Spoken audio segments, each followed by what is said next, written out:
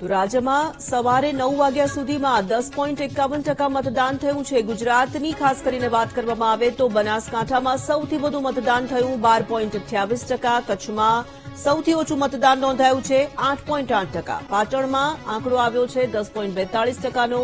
મહેસાણામાં અત્યાર સુધીમાં 10.5% મતદાન થયું છે તો સાબરકાંઠામાં 11.43% મતદાન થયું. ગાંધીનગરમાં 10.31% મતદાન નોંધાયું છે. અમદાવાદ પૂર્વમાં 9.7નો આંકડો સામે આવ્યો તો આ તરફ અમદાવાદ પશ્ચિમમાં પણ 9.5% મતદાન થયું છે. સુરેન્દ્રનગરમાં 9.43%.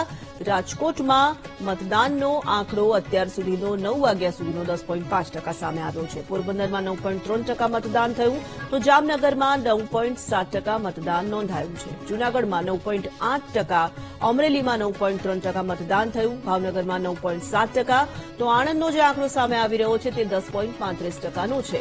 10.20% જેટલું મતદાન ખેડામાં નોંધાયું છે તો 9.16% મતદાન પંચમહાલમાં થયું. દાહોદમાં 10.94%, વડોદરામાં પણ 10.64% મતદાન નોંધાયું છે. છોટાઉદેપુરનો જે આંકડો સામે આવી રહ્યો છે તે 10.3% છે. ભરૂચમાં 10.8% મતદાન અત્યાર સુધીમાં થઈ ચૂક્યું છે. 9 વાગ્યા સુધીના આંકડાની આપણે વાત કરી રહ્યા છીએ. બારડોલીમાં 11.54% મતદાન થયું તો નવસારીમાં 10.2% મતદાન નોંધાયું છે. વલસાડમાં 11.65% જેટલું મતદાન 9 વાગ્યા સુધીમાં થઈ ચૂક્યું છે.